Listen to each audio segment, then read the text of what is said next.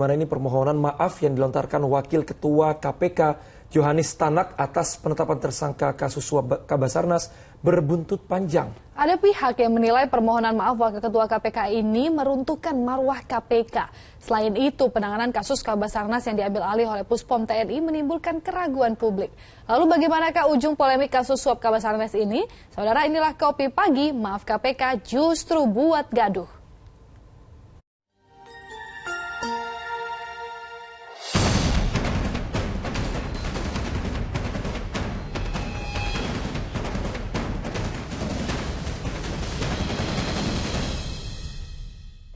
Permohonan maaf Wakil Ketua KPK Johanis Tanak setelah KPK menetapkan Kepala Basarnas sebagai tersangka korupsi menimbulkan kegaduhan. Sebagian kalangan menilai jika permohonan maaf pimpinan KPK ini tidak perlu dilakukan. Apalagi dalam permohonan maafnya, Johanis Tanak menyebut penyidik KPK mengaku khilaf karena telah menangkap Kabasarnas. Pernyataan inilah yang membuat internal KPK ikutan memanas. Sementara di tengah kegaduhan yang bergulir, kasus dugaan korupsi Kabasarnas telah diambil alih Puspom TNI. Lalu bagaimana tanggapan warga terkait permohonan maaf pimpinan KPK ini? Dan apakah warga yakin penanganan kasus dugaan korupsi dilakukan Puspom TNI? Saudara, inilah Kopi Pagi, komentar pilihan Liputan 6 Pagi.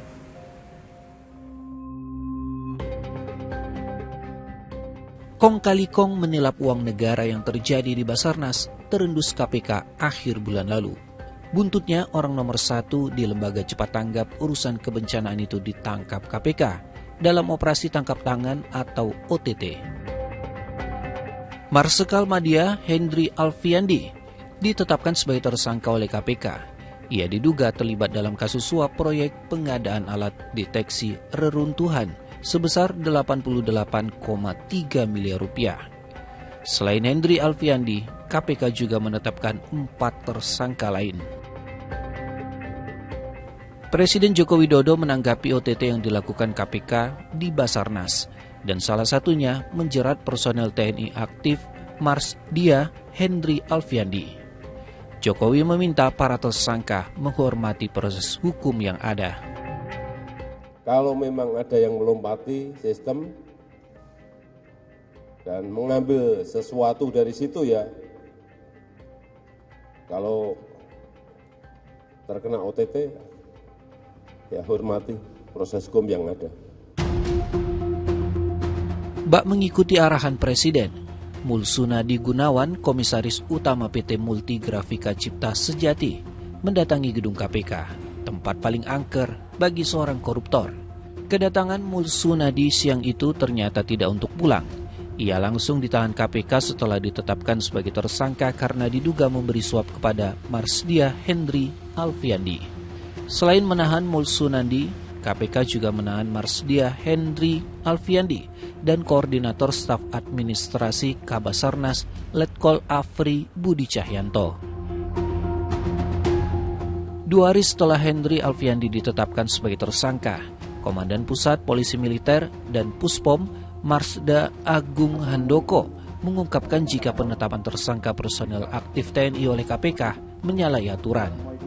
Seharusnya yang menetapkan status tersangka personel TNI ialah penyidik Puspom TNI.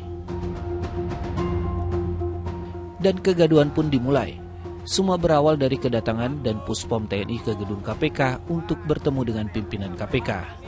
Mereka membahas penanganan kasus korupsi di Basarnas yang melibatkan 2 personel TNI aktif. Seusai pertemuan tertutup itu, perkataan tak terduga keluar dari mulut Wakil Ketua Komisi Pemberantasan Korupsi, Johanis Tanak. Ia tiba-tiba meminta maaf karena KPK sudah menetapkan tersangka terhadap Kabasarnas Marsdia Hendry Alfiandi. Ketika ada melibatkan militer, maka sipil harus menyerahkan kepada militer. Di sini ada kekeliruan kehilafan dari tim kami yang melakukan penangkapan. Oleh karena itu kami dalam rapat tadi sudah menyampaikan kepada teman-teman TNI, kiranya dapat disampaikan kepada Panglima TNI dan jajaran TNI atas kehilafan ini kami mohon dapat dimaafkan. Dan ke depan kami akan berupaya kerjasama yang baik antara TNI dengan KPK dan aparat penegak hukum yang lain dalam upaya penanganan pemberantasan tindak pidana korupsi. Permohonan maaf atas kehilafan penyidik KPK yang dilontarkan Johanis Tanak membuat suasana dalam gedung tidak nyaman lagi. Indikasinya terlihat dengan keinginan mundur Brigjen Pol Asep Guntur Rahayu dari jabatannya sebagai Direktur Penyidikan sekaligus pelaksana tugas Deputi Penindakan dan Eksekusi KPK. Sebenarnya 2 hari sebelum Johanis Tanak meminta maaf atau saat penetapan tersangka Kabasarnas, Wakil Ketua KPK yang lain Alexander Marwata mengatakan sudah bersepakat dengan Pusat Polisi Militer TNI atau Puspom TNI terkait penanganan kasus suap yang melibatkan Kabasarnas. Jadi tadi kesimpulan tadi sudah kami sepakati dengan pihak Puspom TNI, ya, termasuk kami akan menyebutkan nama dari oknum TNI itu sebagai tersangka, ya. Meskipun penahanannya tidak dilakukan KPK, tetapi kemudian kami koordinasi dengan Puspom TNI, nanti yang akan melakukan penahanan adalah Puspom TNI.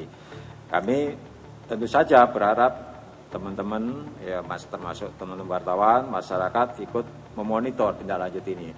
Dan kami tadi juga sudah bersepakat dengan Puspom dan bahkan siangnya tadi hadir Jampitmil, ya, Jaksa Agung Muda Tindak Pidana Militer, ya, dan sebelumnya pun kami sudah berkoordinasi dengan Jampitmil untuk perkara yang sama, ini di Basarnas juga yang sudah dilakukan pemeriksaan terhadap sekretarisnya, ya, sekjen dan lain sebagainya. Ini sebenarnya sudah untuk sidik terbuka, penyelidikan dan penyidikan terbuka itu untuk perkara yang lain sudah kami lakukan. Ya. Lantas apa masalahnya? Kalaupun soal penetapan tersangka yang menyalahi aturan, tapi kenapa antara KPK dan Puspom TNI sudah membicarakan pembentukan tim koneksitas? Ya, sesuai dengan ketentuan seharusnya dibentuk tim koneksitas. Nah, tadi juga kami sudah bicarakan, ya, kemungkinan dibentuk tim koneksitas, ya, di mana di dalam surat perintah penyidikan itu ada penyidik dari KPK dan ada penyidik dari Puspom TNI. Nah, hanya saja selama ini, sejauh ini belum ada MOU antara KPK dengan pihak Puspom TNI. Menanggapi kesalahan prosedur dalam penetapan tersangka Kabasarnas, mantan Ketua Mahkamah Konstitusi Hamdan Zulfa meminta KPK harus lebih berhati-hati. Ini kami menyangkut hukum acara. Hukum acara itu masalah prosedur. Kesalahan prosedur itu menjadi fatal. Dalam kaitan dengan militer, memang itu adalah kewenangan dari peradilan militer. Kalau memang seandainya KPK menemukan informasi, atau apapun ada terjadi tindak pidana korupsi yang dilakukan oleh anggota TNI yang bukan merupakan kewenangan KPK, maka dia sampaikan saja kepada Panglima TNI, ya, atau kepada Puspom dan kepada Puspom, ya, polisi militer, ya. Sehingga mereka yang mengambil tindakan kalau ada ditemukan tindak pidana. Permohonan maaf Johanis Tanak sudah terlanjur menjadi polemik. Masyarakat pun ikut komentar terkait hal ini. Apalagi setelah kasus korupsi Kabasarnas dan Korsmin Kabasarnas diambil alih Puspom TNI. Bisa jadi maksimal, bisa jadi tidak, tapi mungkin kemungkinan besar tidak akan besar, ya, mungkin, ya, iya. Dan kalau misalnya pun mau diambil alih oleh pihak TNI, mungkin bisa juga melibatkan tetap, ya, Komisi Pemberantasan Korupsi, karena itu memang sudah tugas mereka gitu. Apalagi ini terkait dengan kasus tersebut gitu. Enggak dong. Ya nggak etis saja, kan salah. Kenapa harus minta maaf? Harusnya kan diusut sampai selesai gitu. Seharusnya sebagai ketua KPK, ya, kita nggak perlu minta maaf. Kalau kita melihat ada kasus, ada tersangka, ya kita lanjutkan seharusnya. Kalau hukum internal, kalau memang dia anggota TNI atau ABRI, kan memang harusnya memang ke sana ranahnya, ya. Jadi mungkin KPK berpikir karena yang anggota TNI, maka ranah hukumnya ada di Puspom. Selain warga, ada pula komentar dari mantan Ketua KPK. Siapa yang dimaksud pegawai negeri sipil di dalam Undang-Undang Pemberantasan Korupsi? Yaitu orang yang menerima gaji, upah dari APBN maupun APBD. Kita lihat, apakah TNI menerima gaji dari APBD? Kan terima gaji dari APBN. Berarti dia adalah subjek. Artinya KPK tidak salah kalau menangani anggota TNI khusus dalam kasus korupsi. Karena itu dimungkinkan lewat Undang-Undang KPK sendiri. Kemudian kalau kita lihat juga, apakah Basarnas itu adalah institusi yang berada dalam lingkungan militer? Kan bukan. Kan? Dia institusi sipil. Cuman kepalanya adalah anggota TNI aktif. Kemudian yang kedua, Anda lihat, apakah kasus korupsi yang terjadi di Basarnas itu adalah kasus korupsi yang merugikan kepentingan militer? Kan bukan. Menanggapi keraguan publik, Panglima TNI Laksamana Yudo Margono menjamin jika proses hukum Kabasarnas berjalan terbuka. Ia memastikan Puspom TNI tidak akan melindungi personelnya yang terjerat tindak pidana. Ya, jadi makanya saya minta pada masyarakat jangan punya perasaan seolah-olah itu diambil TNI dilindungi, tidak. Undang-undangnya menyatakan begitu. Jadi kami ini tunduk pada undang-undang, gitu loh. Undang-undang yang menyatakan itu, bukan kami meminta, bukan. Ada Undang-Undang 31 tahun 97 tentang peradilan militer kan jelas. Undang-Undang 31 2004 tentang 34 2004 tentang TNI sudah jelas di situ memang peradilan umum selama tidak ada peradilan baru penentuan undang-undang baru yang mengatur 3197. Gitu loh. Jadi masih tunduk pada peradilan militer. Penanganan kasus korupsi terus bergulir. Terbaru, tim gabungan Puspom TNI dan KPK menggeledah kantor Basarnas di daerah Kemayoran, Jakarta Pusat. 7 jam melakukan penggeledahan, tim penyidik gabungan membawa kontainer berisi dokumen, koper, dan printer. Inilah dokumen yang disita untuk melengkapi berkas perkara. Penggeledahan ini untuk mengumpulkan bukti-bukti suap proyek pengadaan barang dan jasa tahun anggaran 2021-2023 senilai 88,3 miliar rupiah. Sementara itu, Puspom TNI sudah meningkatkan status pemeriksaan Kabasarnas dari penyelidikan ke penyidikan. Ya, sudah ditingkatkan ke penyidikan dan sudah ditetapkan sebagai tersangka hari Sabtu yang lalu itu, dan sudah saya tanda tangan untuk ditahan masuk tahanan. Ya, tentunya saya minta masyarakat juga tidak khawatir dengan itu, karena saya lihat dari pembicaraan selama ini seolah-olah TNI kalau salah masuk peradilan militernya ada impunitas. Tidak ada. Bukan cuma permintaan maaf KPK saja yang menimbulkan masalah. Penanganan kasus korupsi Kabasarnas yang dilakukan Puspom TNI juga menuai polemik. Memang sih, kalau secara undang-undang tidak ada yang salah. Tapi menurut berbagai pihak, KPK juga punya wewenang atas menyelidiki kasus dugaan korupsi jenis apapun, termasuk anggota TNI aktif. Lalu bagaimana nih harapan warga? Yakin atau enggak nih kalau Puspom TNI bisa mendalami kasus ini secara terbuka dan juga adil dalam menangani kasus dugaan korupsi Kabasarnas? Publik mungkin masih ingat kasus suap proyek satelit monitoring di Badan Keamanan Laut Bakamla 2016 silam. Kasus ini menjerat personel TNI Laksma Bambang Udoyo. Kala itu Bambang Udoyo divonis 4 tahun 6 bulan penjara. Hukuman ini pun dinilai tidak setimpal dengan perbuatan yang dilakukan Bambang Udoyo.